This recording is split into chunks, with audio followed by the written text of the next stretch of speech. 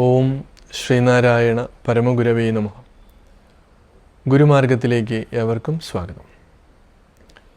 ശ്രീനാരായണ ഗുരുദേവനുമായി ബന്ധപ്പെട്ട് വളരെ രസകരമായ, അതേപോലെ തന്നെ നമ്മൾക്ക് ആശ്ചര്യം ജനിപ്പിക്കുന്ന ഒരു സന്ദർഭമാണ്.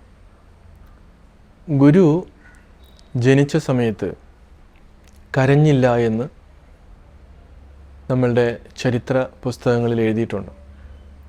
പക്ഷെ എന്തുകൊണ്ട് കരഞ്ഞില്ല നമ്മൾ തിരിച്ചറിയേണ്ട ഒരു കാര്യമാണ്. ഇത് നടന്ന ഒരു കാര്യമാണ്.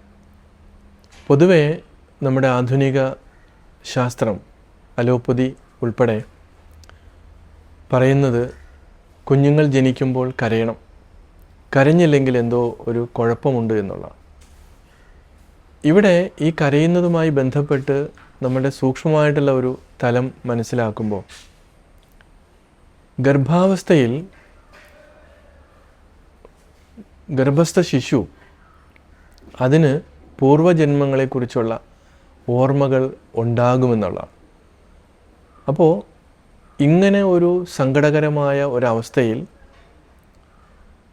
ഗർഭാവസ്ഥയിൽ കിടക്കുമ്പോൾ ഇനി മേലാൽ ഇതുപോലെ ഒരു ദുരന്തത്തിലേക്ക്, ഇങ്ങനൊരു ജന്മത്തിലേക്ക് വരാനായിട്ട് ഇഷ്ടപ്പെടാത്തതാണ് ആ ജീവൻ. അതുകൊണ്ട് ഈ മലമൂത്രങ്ങളിൽ കിടന്ന് ഈ ദുരിതം ഇപ്രകാരം ഇനി മേലാൽ അനുഭവിക്കണ്ട എന്ന് ആ അകത്ത് കിടക്കുന്ന ജീവന് നല്ല ബോധ്യമുണ്ടാവും. ഇങ്ങനെ ആലോചിച്ച് കിടക്കുമ്പോഴേക്കും സമയമാകും, പെട്ടെന്ന് പുറത്തേക്ക് പോരണം. പുറത്തേക്ക് വരുമ്പോൾ മായ പിടികൂടുന്നു എന്നുള്ളതാണ്. ഈ ബാഹ്യലോകത്തേക്ക് വരുമ്പോൾ പെട്ടെന്ന് അവിദ്യ, മായ എന്ന് പറയുന്നത് അവിദ്യയാണ്. ഈ ഓർമ്മകൾ പെട്ടെന്ന് നശിച്ചു പോവുകയാണ്. പറ്റിപ്പോയല്ലോ എന്ന് വിചാരിച്ചിട്ടാണ് ഈ കുഞ്ഞ് കരയുന്നത്. ഒരുപക്ഷെ നമ്മളുടെ ഇന്നത്തെ യുക്തിക്ക് ഈ പറയുന്നത് അത്ര ശരിയാകണമെന്ന് ഇല്ല. കാരണം നമ്മൾ മുൻവിധി വെച്ചാണ് സംസാരിക്കുന്നത്. ഗുരുക്കന്മാർ പറഞ്ഞിട്ടുള്ള കാര്യമാണ് ഈ ഒരു സൂക്ഷ്മമായിട്ടുള്ള തത്വം. അതുകൊണ്ട് ഈ ജനന സമയത്ത് ഏതു കുഞ്ഞും ഇപ്രകാരമുള്ള ഒരു അജ്ഞാനത്തിലേക്ക് പെട്ടുപോയല്ലോ എന്നുള്ള ആ ഒരു നടുക്കത്തിലാണ് കരയുന്നത്. ശ്രീനാരായണ ഗുരുദേവൻ കരയാതിരുന്നത് മായയിൽ പെട്ടില്ല എന്നുള്ളത് കൊണ്ടാണ്. കാരണം പരബ്രഹ്മ സ്വരൂപനാണ്. ഈ പ്രപഞ്ചത്തെ സൃഷ്ടിച്ച് പരിപാലിച്ച് സംഹരിച്ചു പോരുന്ന ആ ചൈതന്യമാണ്. പിന്നെ ഇവിടെ അവതരിച്ച് ജനങ്ങളെ ഉദ്ധരിക്കേണ്ടത് എൻ്റെ ആവശ്യകത ഗുരുവിന് ബോധ്യമുണ്ട്.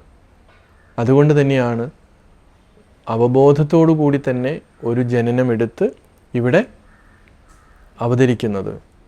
കുറേ അധികം കാര്യങ്ങൾ ചെയ്യുവാനുണ്ട്. അതുകൊണ്ട് പ്രസവ സമയത്ത് കുഞ്ഞ് ജനിച്ചപ്പോൾ ഗുരു കരഞ്ഞില്ല. അതാണ് ശരിക്കുള്ളൊരു വസ്തുത. ഇത് പലപ്പോഴും അതിൻ്റെ സൂക്ഷ്മവശം അറിയാത്തത് കൊണ്ട് അത്ഭുതകരമായിട്ടാണ് ഓരോരുത്തരും ശ്രവിക്കുന്നത്. ശരിക്കും അത്ഭുതം തന്നെയാണ്. കാരണം ഈ സൂക്ഷ്മമായിട്ടുള്ള തത്വം നമ്മൾ ഗ്രഹിക്കാതിരിക്കുന്നിടത്തോളം കാലം അത് അത്ഭുതമാണ്. അങ്ങനെ ആണ് ആ സമയത്ത് ഗുരു ആ കുഞ്ഞ് കരയാതിരുന്നത്. സാധാരണ പ്രസവം എടുക്കുന്ന അല്ലെങ്കിൽ ആ സമയത്തുള്ള ആളുകളൊക്കെ അത് കരഞ്ഞില്ല എന്ന് പറയുമ്പോൾ, ഇവിടെ ശ്രീനാരായണ ഗുരുദേവൻ്റെ ജാതകമൊക്കെ നോക്കുമ്പോൾ അത്ഭുതകരമായിട്ടുള്ള ഒരു ജനനമാണ് എന്നുള്ള ഒരു സൂചന അവർക്ക് കിട്ടിയിരുന്നു. പലപ്പോഴും ഈ മഹാത്മാക്കളായിട്ടുള്ള കുഞ്ഞുങ്ങളുടെ ജനനമൊക്കെ എപ്പോഴും പ്രത്യേകത ഉള്ളത് തന്നെയാണ്. തീർച്ചയായും ഇവിടെ ഈ സന്ദർഭത്തിൽ ഇപ്പോൾ ഗുരുവിൻ്റെ ജീവിതവുമായി ബന്ധപ്പെട്ട് നമ്മൾ ഒരുപാട് പുതിയ പുതിയ കഥകൾ അല്ലെങ്കിൽ ഗുരുവിൻ്റെ ജീവിതത്തിൽ നടന്നിട്ടുള്ള നമ്മൾക്കൊക്കെ അത്ഭുതമുണ്ടാക്കുന്ന ഒരുപാട് കാര്യങ്ങൾ ഉണ്ട്. അത് ഓരോന്ന് നമുക്ക് ഇതിൻ്റെ കൂട്ടത്തിൽ നമുക്ക് അറിയാനായിട്ട് ശ്രമിക്കാം. അത്ഭുതങ്ങളുടെ കാര്യങ്ങൾ വർണ്ണിക്കുമ്പോൾ ശ്രീനാരായണ ഗുരുദേവനെ പോലെ അത്ഭുതങ്ങൾ സൃഷ്ടിച്ചിട്ടുള്ള ആരെയും നമുക്ക് കാണാൻ പറ്റില്ല. പക്ഷെ ഗുരു അത്ഭുതങ്ങൾ സൃഷ്ടിക്കുമ്പോൾ അത് മറ്റുള്ളവരുടെ ദൃഷ്ടിയിൽ പെടാതെ, മറ്റുള്ളവർക്ക് പെട്ടെന്ന് മനസ്സിലാകാത്ത രീതിയിലാണ് ഗുരു അത് ചെയ്തിട്ടുള്ളത്. അതാണ് ഏറ്റവും രസകരമായിട്ടുള്ള കാര്യം. നമ്മൾക്ക് ഓരോന്നും ഗുരുവിൻ്റെ പ്രതിഷ്ഠയായാലും ശരി, എന്തിനും ഗുരുവിൻ്റെ മഹാസമാധി പോലും അങ്ങനെ രഹസ്യ സ്വഭാവം മറ്റുള്ളവർക്ക് മനസ്സിലാക്കാൻ പറ്റാത്ത രീതിയിലായിരുന്നു ഗുരു അതുപോലും ചെയ്തത് എന്ന് നമ്മളെ കൂടുതൽ ആശ്ചര്യം ഉള്ളതാക്കുന്നതാണ്. അപ്പോൾ ശ്രീനാരായണ ഗുരുദേവൻ്റെ ജീവിതവുമായി ബന്ധപ്പെട്ട് നടന്നിട്ടുള്ള ആശ്ചര്യകരമായിട്ടുള്ള കഥകൾ നമുക്ക് കൂടുതൽ നമുക്ക് മനസ്സിലാക്കുവാൻ ശ്രമിക്കാം. ഗുരുവിൻ്റെ അനുഗ്രഹം ഏവർക്കും ഉണ്ടാകട്ടെ. നമസ്കാരം.